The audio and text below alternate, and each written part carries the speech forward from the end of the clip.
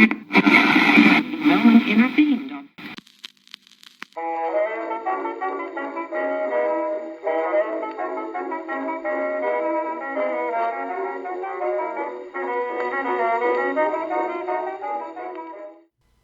Hello and happy September. Can you believe fall season is finally here? Where did the summertime go? I'm pleased to be back with my regularly scheduled episodes, and this week's is a real treat. I got the chance to have a wonderful conversation with Heather Murphy, genealogist. There are some real surprises and emotional tales ahead. Don't forget, you can follow me on Apple Podcast, Spotify, Google Podcast, and iHeartRadio. Or you can find me, like, and subscribe on YouTube. My regular episodes come out every other Thursday. If you are enjoying these podcasts, I would be delighted if you shared with your friends, left a rating on Spotify, or a review on Apple Podcast. Without further ado, here's the interview. Greetings, dear listeners. As you know on Jacqui Just Chatters, I'm a curator of stories. Everyone has a tale to tell within them. Today, I am excited to have with me a special guest. Heather Murphy is going to share her story with us. Heather is a genealogist, host of the podcast Stories in Our Roots, and an entrepreneur. When she's not exploring family trees, she's knitting lace shawls, watching her Welsh Harlequin ducks waddle around the garden, or trying to understand her teenage son as he discusses theoretical physics. She's got a lot going on. Thank you for joining me for a chat today. Oh, it's great to be here with you, Jacqui. I'm very, very excited. I'm a hobbyist of the whole family tree, and I get sucked into this. So when I saw you out there, I'm like, oh my gosh, yes, this is the person I want to talk to, because I know you're going to have amazing stories for us. I love talking about family history. Yay, because so do I. Okay, let's start with a really easy softball question for anyone who doesn't know. What is a genealogist? Explain that. A genealogist is someone who researches someone else's family tree. And I actually have a degree in family history and genealogy. There's other people who go through certification programs, and oftentimes they specialize in a certain area. So, like, I specialize in the United States, and I have some experience in Mexico and French Canada, but I don't do Italian. So some genealogist researchers focus on Italian research. And so we can research your family tree because we know what records are out there and we don't have to search for them. We already know if you have an ancestor in Michigan, this is what records we need to go to. We can do it faster and more accurately than a lot of amateurs and save people a lot of time, or sometimes they hit a brick wall and we're able to kind of have advanced research skills to break through those walls that the average hobbyist couldn't get through with their knowledge. How many universities even offer a program like this? I Only didn't know. one. Really? And I didn't know that when I started. I went there as an anthropology major because I liked history, but in high school, it was just all politics and wars that you memorized, and it wasn't very personal. So I was like, okay, well, let's try anthropology. Maybe that gets more into how people lived. And at the end of that freshman year, I was looking through the course catalog that had the majors in it, and they had family history as a major within the history department. And I was like, that is what I want. That is why I'm here, homesick, crazy homesick, instead of going to the university at home, because this was the only place that had a 4-year degree in family history. Wow. One university in the Yeah. whole country that offers a program. That's wild. And you just happened to already be going there. Yeah. Oh, And I that's wanted to quit so bad in that freshman year. I was like, just send me home. I just want to go home. But I stuck with it. And it was like, yes. And I changed my major before I'd even taken a family history class. I came back that next year and changed it the very first day I was back on campus because I just knew that was what I wanted to do. This was your call. This was what you wanted. So, okay, talk to me about that. Like, how did you get there? Like, how did you like? I love genealogy, and like, what brought you to genealogy? What do you love about it? What brings you to it?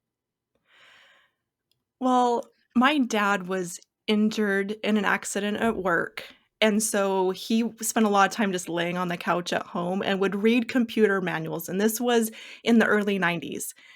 And one of the things he learned was this new program that came out that allowed people to build their family trees on these computers that were slowly becoming more popular in people's homes. So we'd always have people over at our house learning how to use these programs. And uh, it was just around all the time. And when I was 11, we had this little family phone book that was like my great grandparents and all their descendants and their addresses and phone books. And so I just input the data. And so I liked the data part of it too. So I had the data. But then as I got older, it's like the stories, and in history class in high school, being able to learn about colonial America and then go pull up my family tree and find people who lived in that area that time. It made history come alive for me more.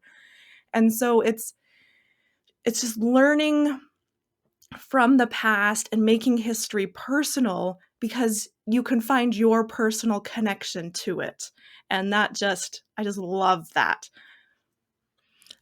I totally understand. As a social studies teacher for almost 20 years, for me, I agree with you. It was always the stories.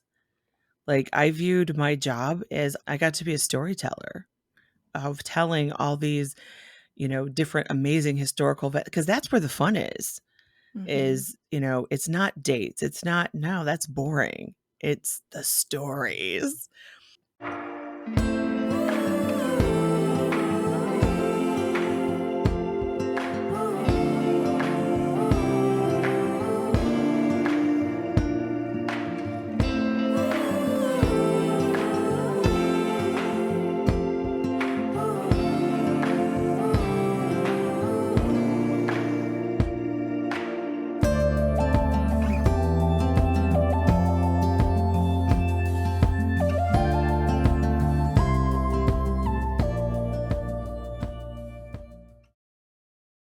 So you have this degree and you have this job. I mean, you spend a lot of time looking at the past, living Mhm. in the past in a sense. What have you learned from looking backwards? How has this impacted you? Interestingly enough, it was just the last couple years that I've really started getting more out of looking to the past and realizing how much it explains the present. Because growing up, I would always look to the past. On one line of our family, we have a really strong family tradition of service and helping people. Even when our circumstances aren't the greatest, we're still going to go out of our way to help other people. As a younger person, I look for these kind of inspirational stories and that family tradition, that sense of who I was because I'm a pilling and these are what pillings do. But then the last couple years, I realized that family history can explain why we are the way we are. A couple years ago, I started kind of bumping up my business. I'd just been doing family research a little bit on the side. I had a child, my son, that I was homeschooling, but he was getting old enough that it was time for me to start building up my business a little bit more. But I would sit down to work on it and I'd be like, I am totally blocked. I can't do this. What is going on? And then, kind of like on the side, not even related at all, I decided to make an occupational family tree. Somebody posted it on Instagram and I was like, oh, that looks fun. I want to do one of those. So I just did it. I just sketched out what my ancestors' occupations were going 4 generations back. And some of them I knew, and some of them I had to look up to make sure I just wasn't making assumptions that they were all farmers. And when I was done, I was looking at it. And all of a sudden, it became really clear to me that why I was having a block in doing what I wanted to do was that the internal story I had was women in my family only work because tragedy strikes and they're forced to. So it's a bad thing. My dad got hurt when I was 8, forcing my mom to go back to work. And as the oldest of 5 kids, I held a lot of responsibility after that. But then also, her grandmother, her husband died when she was in her late 20s, leaving with her 5 kids. So my grandmother grew up as the oldest of 5 kids after her dad died. And so I can see this generational chain. And even though I didn't realize it, it was affecting how I perceived the world. And once I saw that, then I could say, wait, that's not my story. My story is completely different. This is my choice. I'm not forced into it. But then also I could see how the past was affecting how I parented my son, trying to prevent the trauma of the past. But then I was already creating different problems by trying to avoid something. And now I can handle it in a better way. So it's just been really interesting to see how we can look to the generations past, see their stories, see what happened in their lives to make them act or behave a certain way, and see how that gets transmitted down the generations to how it affects me and how I see the world. I was just talking about this with my best friend of how, parents or grandparents go through like some kind of trauma. They go through some kind of event and it shapes them. And then that shapes the next generation and the next generation. And so that future generations didn't go through those events, but they're still shaped, they're still influenced by whatever traumatic or dramatic event that had taken place generations before. Like it's like echoes of this goes down the line. So I know exactly what you're talking about. And we don't often stop and think about, wait a minute, why do we think this? Why do we behave this way? Why do we hold these values? Why do we communicate with each other the way that we do? I mean, all these things that get subtly handed down from generation to generation of what's good or bad or all kinds of things. Right. And it's not saying that those things that we've inherited are necessarily good or bad, because they just have a different effect on different generations. For that first generation who started that behavior or belief, it might have been really good that they did that for themselves. But then for you, it might not be something that you need, and actually might be preventing you from making the progress you want in life, because you're in a completely different set of circumstances than that initial individual. Yeah, that's fascinating. That is really, really fascinating. I love that you can help do that with your clients. I mean, that like is such a just a different twist on, hey, here's your family tree and here you go. Like Yeah, that's I mean, you've got the chart on the wall or the book on the shelf, and the names are there, but how many actually dive into, well, what does that mean for me? How does that shape who I am? Because our stories don't start with us, they start in the generations before us. So if we want to understand our story, we need to understand those stories that are from our parents or our grandparents.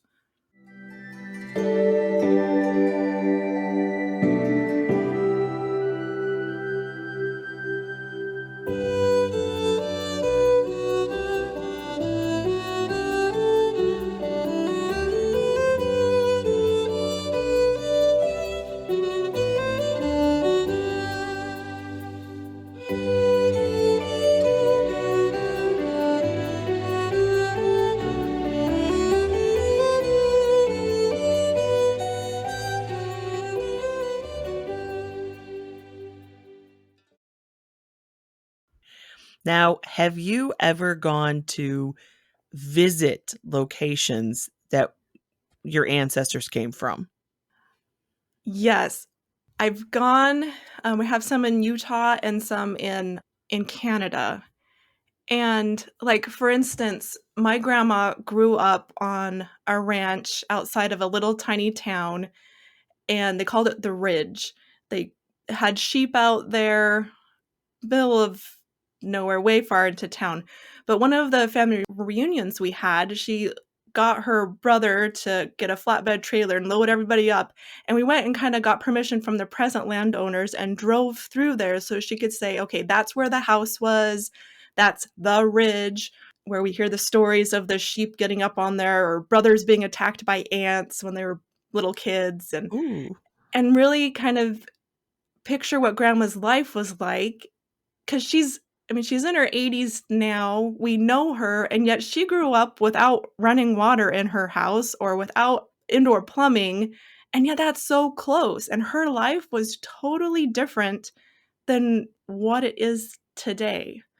I had another experience where there's Family Search has an app called Family Tree, and one of the features in there is you can do Map My Ancestors, and it pulls if you have your family tree in there, it pulls up a map to the different events of where your ancestors were. And I pulled that up, and I've been living in my current location for about 6 years now, and I was surprised that one of my second great grandmothers was buried just like 20 minutes away. Oh, And I was like, wow. "Wow."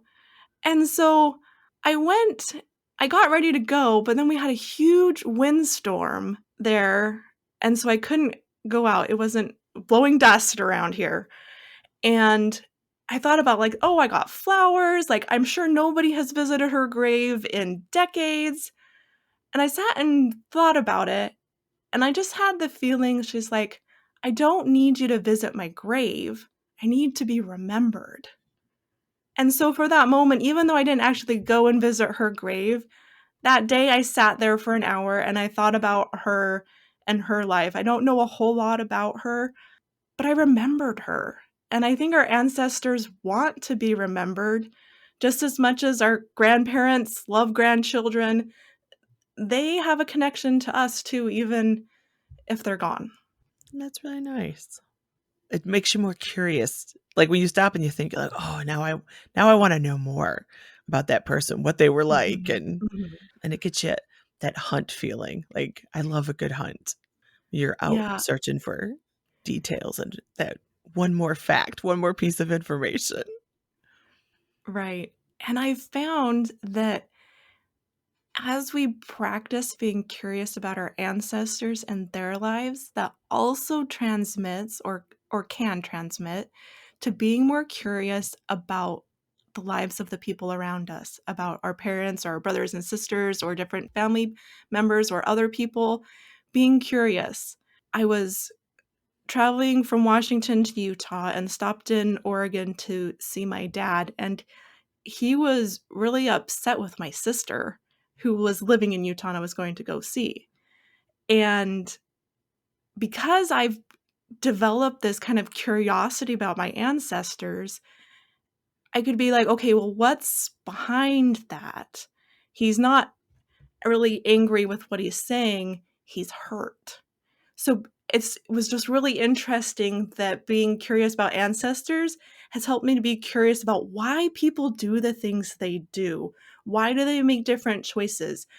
Another thing my dad did is he made the comment one time, "I'm glad you and your sisters do home renovation projects your brother's just hired out to someone." And so that can seem pretty judgmental. But when I think about his life, I can think, okay, well, he has worked as a laborer his entire life. His value is by being able to work physically. That's what he was able to contribute. If we were, I was just at a family reunion last week and they were like, needed to move this bell that they had from the schoolhouse that their father grew up in the 1930s. And they're like, oh, go get Mark's kids. They'll be able to move it. Like, so his history is doing those physical things and being able to do things for yourself was really valuable because it it gave you a sense of value because somebody needed you. You were able to do things for your family because they didn't have the money to do things otherwise. So by understanding the history of him, then I can look at that statement a little bit differently and understand that he's not necessarily meaning to be judgmental. It's just that's his perspective on the world. He sees this is a valuable thing in my eyes, and you have it, and I'm proud of you for having this thing that I valued in myself, and it's it's something he can connect to. He can understand. Yeah.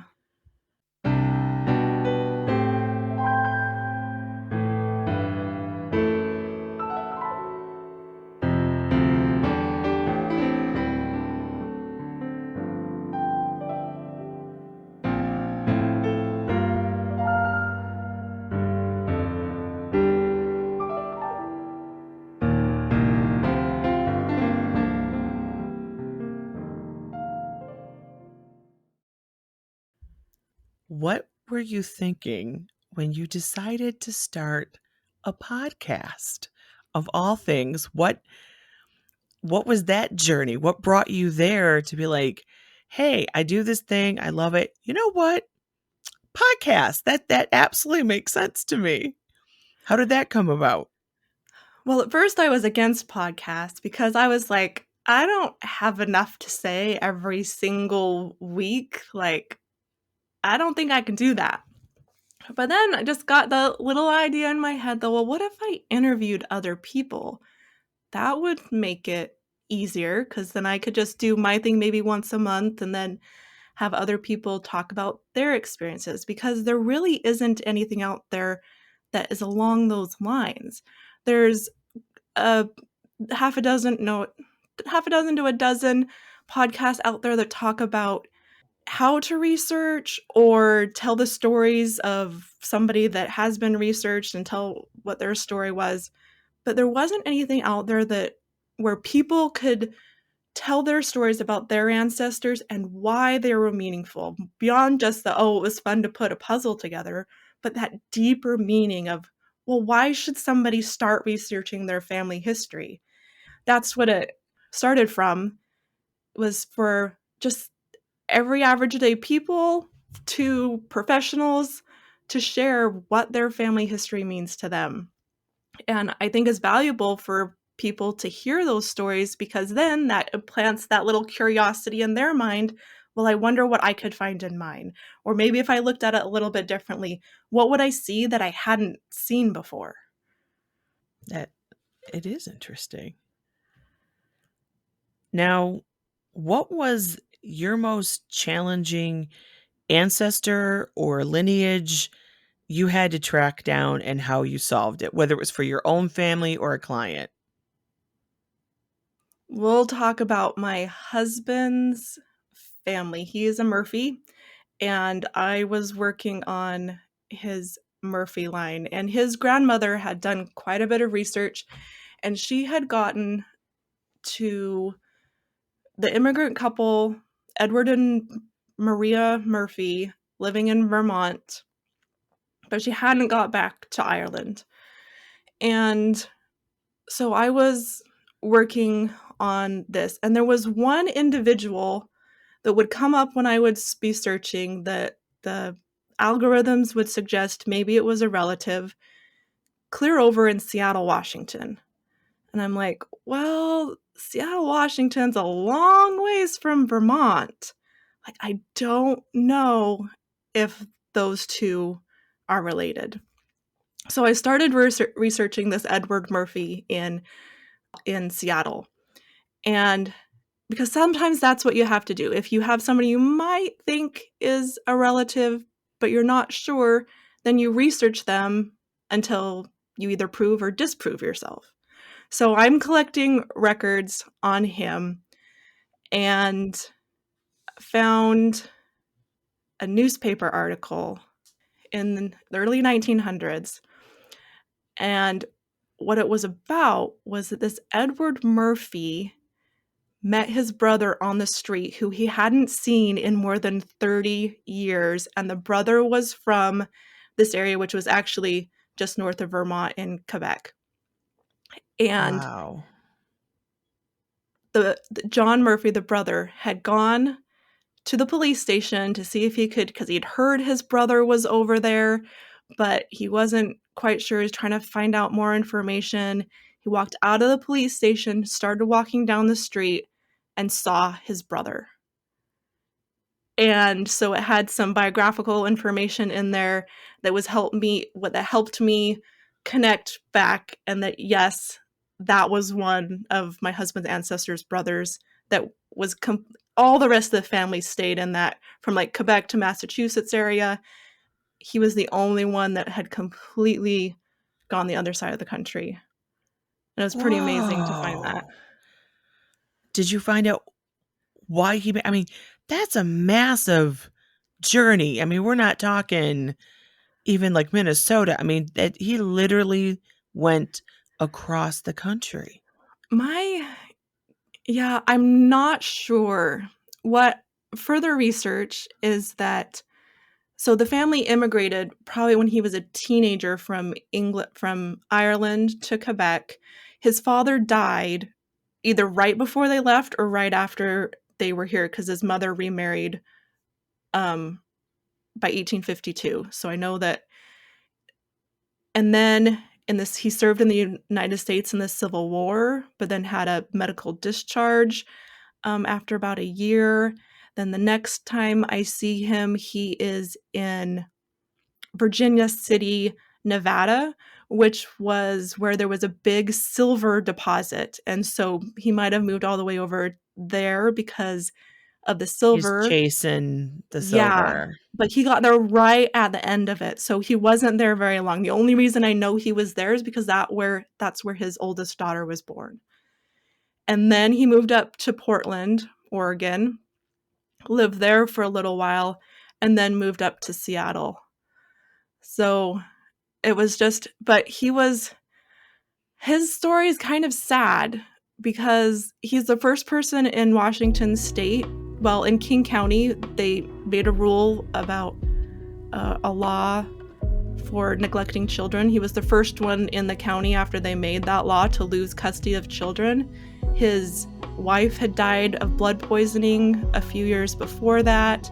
He had 4 of his 9 children still at home, and just I go into the court records and the newspapers and read about the neglect that was happening. Oh, that's sad. But then I look back and again, like, okay, well, how did he get to that point? Okay, his father dies when he's really young. He serves in the Civil War and has some type of medical discharge. So something happened to him physically that probably impacted him the rest of his life there. Maybe didn't have a good relationship with his family because he didn't have a relationship with his family because you can't connect with people when you're in the 1800s and thousands of miles away. And just kind of looking and seeing how some of his descendants made better choices than others, but they still have the same background, and that kind of shows that different people can make different choices. You're not I just wonder because if something he happened. wasn't the risk taker, the dreamer. You know, everyone else stayed with the people they knew. They made the safe choices. But he's like, you know what? My family's poor. I didn't have a day. He wants to make something of himself. He wants to make a name for himself. And so he's maybe running after these mine towns, and he's gonna do these get rich quick schemes, and those rarely work out. But maybe he was the risk taker of the family. Yeah. Just looking for And something better. yeah, not that he wanted that he wanted the opposite. He was hoping he'd come home with like, look at me, I'm wealthy, I'm fabulous, and it didn't work out. I mean, I don't know, Yeah. speculation, but Well, and yeah. I think sometimes with genealogy, especially me as like a trained professional, you're trained to look for the facts. What can you prove? But I've also learned that there's no harm in letting yourself imagine. Imagine what their lives were like. Imagine what their motivations might have been or how different things would impact them, because it just does something for you if you let yourself just sit and think again and wonder what their life might have been like. What is one of the biggest surprises that you've discovered for your own family or a client? Like you were just like, wow, did not expect to find this. Okay. I was helping just a family friend get started on his ancestry. And he told me that his dad had died. And so we started from there, put in what he knew. His parents divorced when he was young, and he'd seen his dad a few times in his life. And by this time, he was like in his 50s, but just assumed he was dead. He hadn't had contact with him for a long time. So I start working on his tree, and I find his grandparents, and someone else had done the research, so we were able to hook into his tree really quite easily. But I just didn't feel right about his dad. Like, if he would have died within the last, I don't know, 5 or 10 years, but it's really hard. There's no national database of deaths in that time, so I couldn't really go anywhere. I'd have to really know what state he lived in, and even then with privacy, sometimes it's hard within that time period to find death dates. But I couldn't, even though I there really wasn't a database to look in, I just had a feeling that he wasn't dead. So I started looking in online directories and using Facebook, and I found his dad. I was able to give Oh, him his wow. dad's phone number even, and his sister's or half sister's Facebook profile. Oh And my so he was goodness. able to get in touch with his dad again, and then they talked on the phone like all the time. They were able to re get their relationship going again, and Had his it dad was looked just for amazing. him? I don't know. I don't know that part, but he was so happy that his son reached out and connected with him, and then this friend, he died a year later. So, The father or your friend? the friend that I was helping. Oh my goodness. So, it was just amazing that Oh. I was able to just follow that little feeling that I had and use my skills to get them connected again, because he didn't have much time to have the opportunity to connect with his dad again.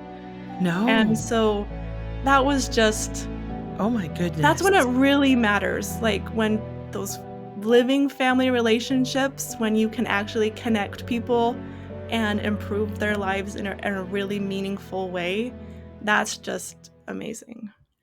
Now, do you get people coming to you who are adopted or similar circumstance where they have lost family and they're looking to find it using genealogical research? Especially, there's been so much about like the DNA, Mhm. that's out there. Have you had any experience with that? DNA is an amazing tool in family history, and I haven't worked with any clients to decide to figure out who their, DNA relatives are. I have had some that knew they were adopted, knew who their parents were, and then had me research. But I did have somebody match to my DNA, and they emailed me and said, "Okay, we're DNA matches, but I'm looking at it and I can't figure out how we're related." I was like, "Oh, well, let me see your tree and I'll figure it out. No problem." It was a pretty close relatively. We should have the same great it was either great-grandparents or great-great-grandparents, which in family history terms, that's pretty close. So I look at her tree and I'm comparing back and forth, and she doesn't have the surnames that she should have on her family tree. And Oh, I'm like, "Oh, I get to tell her." Oh my So goodness. I was able to figure out which line wasn't right and which one should be there, and it was actually her mom's DNA. It was her mom's, but I told her, I was like, "Well, the reason why we're not connecting is because this isn't the right bloodline, and this is who should be on your tree. Do you want me to figure out the closer relationship?" And she said, "Yes," and so I figured out how we were related and that her mother's father was one of 3 brothers. And her mom grew Oh. up, the joke was that she was completely different, that she was adopted because she was completely different physical characteristics than her siblings. So they, in a joking way, kinda had a hunch, so they weren't entirely surprised, Well, if but they joked, they didn't know, but they were noticing. yeah, they noticed she was way taller, her bone structure, everything was different, and she was related to me, through my, So maternal grandfather. her grandmother had a relationship with one of your male relatives. Well, not even that, it was, like, my relative's cousin with the way the Okay. family tree worked out, because I had to go Okay. back 4 generations and then come down a Okay. couple to find where Now it matched now out.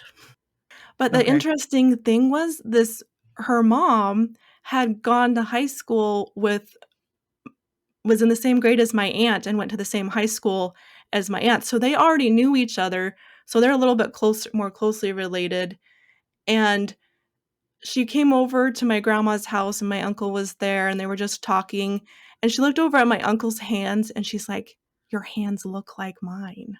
She'd never seen somebody that had hands that looked like hers before, Oh but my now that she was sitting gosh. somebody that was rated on her paternal bloodline, she's like, "You look like me."